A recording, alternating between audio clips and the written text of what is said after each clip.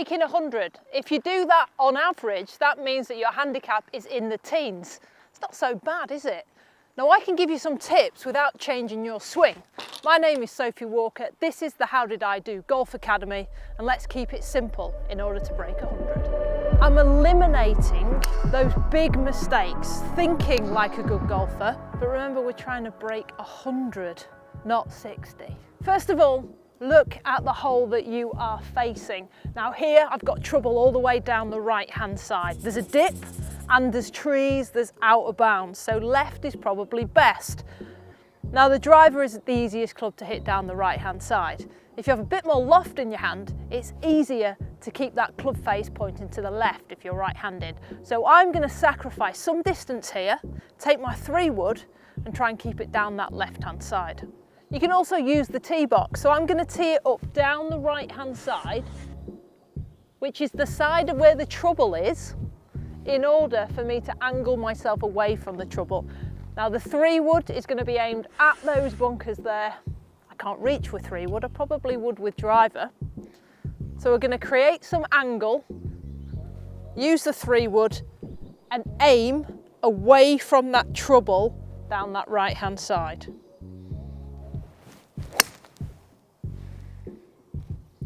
We're off the tee, we're in play. No 3 off the tee here. It's all about breaking 100. It's important to not get too down on yourself. You will be hitting more shots than what you should do. Remember, we talk about pars and birdies, but think of it like a marathon. What, we should all run the marathon in 2 hours? No, 4 hours is great, 4.5's good. So don't get down on yourself. Try and enjoy what we're doing now and try on every single shot.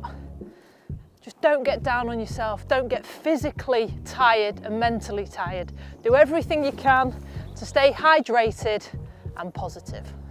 Now it's a par 5. It's 3-wood, isn't it? Just get it as far down there as I can. That's the biggest club I can hit in order for distance. But I've missed the fairway, and actually I have a little bit of a rule. A 3-wood's great off the tee, but actually off the ground it's the hardest club to hit in the bag. So even if I was on the fairway, I'd probably suggest you hitting a hybrid or an iron that you're comfortable with. But if you're in the rough, no more than an 8 iron. We need the loft to get it back out into play no matter what. So I'm just going to pull 8 iron out here and try and get it down the fairway. Not trying to hit 3-wood. I mean, 3-wood could be topped into that bunker, or even if I hit it well, it could go in the bunker way down there. So 8 iron. I can hit this, or as committed, as full as I like, knowing that it won't go into that far bunker.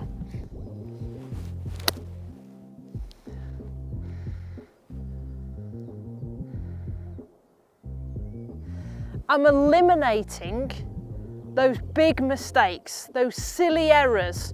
That's got nothing to do with my golf swing. It's all about a decision making. And actually, the better at golf you get, ball striking, the better your mind gets as well. So let's start thinking like a good golfer, and then hopefully those scores and those swings will come. And you're going to be hitting it in the trees. That's okay, but it's what happens after that.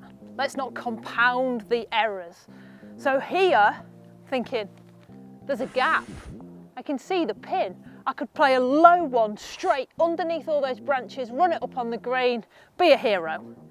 But remember, we're trying to break 100, not 60. Then you've got 2 more options. You've got to chip out this way, which is easier than that one, or you've got an even easier one out at literally 90 degrees right. So just because you might not be going forwards or on a direct route, it's about where you're going to play your next shot from. So we can go for the career shot. And if you're a pro, you can do it.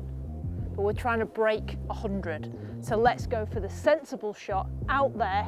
Need to keep it lower than these branches, chip and run through back onto the fairway. So grab yourself a straight faced iron, something like a 7 iron. We're going to do a chip out to this right hand side. Trying to keep it low and through, back onto some short grass.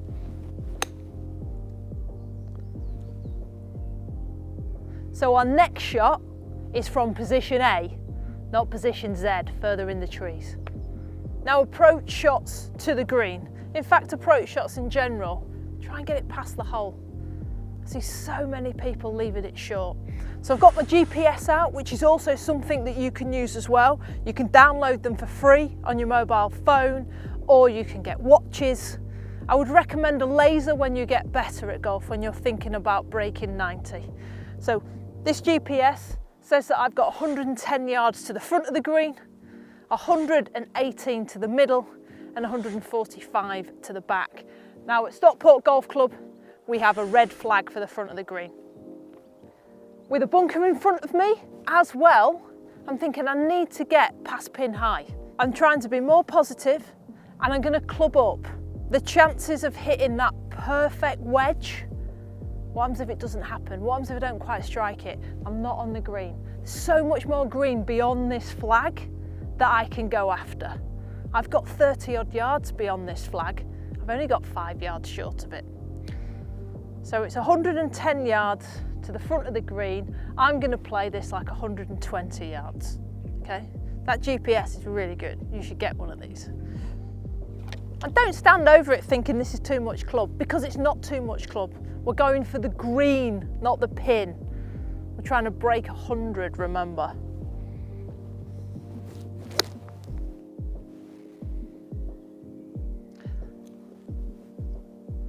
Oh, so that's cool. I didn't quite strike that. I would say I got that 80% good, but it just stuck onto the front edge of the green. If I'd have hit the wedge and only hit it 80%, my strike wasn't quite there, it was a bit towards the heel, it would have come up way short of the green and I'd be chipping and not putting. Can't all be perfect. Not even pros play perfect golf. It's quite nice to think about that 80% rule. So many of you might have been gifted a lob wedge or treated yourself to a lob wedge. For me, get rid of it. Put another hybrid in your bag, or a 7-wood. That's going to be way more useful. Start with a sand wedge, gap wedge, pitching wedge.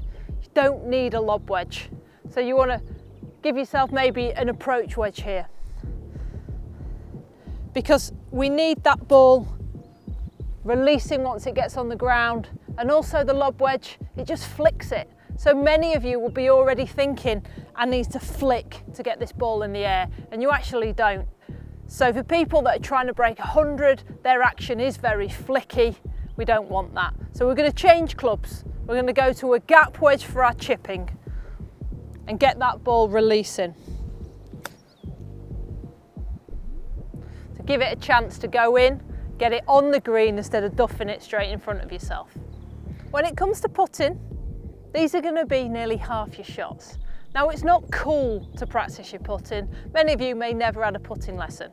It's all about getting onto the driving range, whacking driver, or your lessons will probably be with an 8-iron. But if you 3-putt every single hole, you're going to have 56 shots, which is getting you around that 100 mark. So you want to think 3 putts is the most I can do on a green. I want you to practice a little bit more. Just take some time to go and hit some putts before you go out, get yourself used to it. It's half the shots you're going to hit. Even if you get to tour level, it's pretty much half those shots as well, around that 28, 30 putts. Okay, so your aim is to try and get your putts less than all your other shots. Now to do that, most of the time it'll be about pace. Alignment, yeah. Lining up, yeah, but pace. Pace is key. So a couple of tips to think of when you are putting is make sure the length of your swing is the same on the way back as it is on the way through. And the speed of your stroke remains the same all the way. It's not slow to fast, it's not fast to slow. So same length, same speed. Also, try and keep that putter head low to the ground through impact. And if you're really struggling, go lead hand low. So I put left hand low. Gets way more stability in the stroke. So here, get the same length back on the way through, the same speed, putter low. And let's try eliminate those 3 putts. Now breaking 100 there We haven't spoken too much about the swing, it's more about decision making. And there was a definite emphasis on short game as well. So keep your eye on your short game, get your ball in play, and then start picking up shots in and around the green. Because this length putt here, this 2.5 foot putt, counts as the same as hitting it 250 yards off the tee down the middle. So get practicing that putting. Breaking 100, come on, you can do it. Comment below if this video has helped you. Keep liking, commenting, subscribing on all the How Did I Do Academy. Season 8, it's a good one.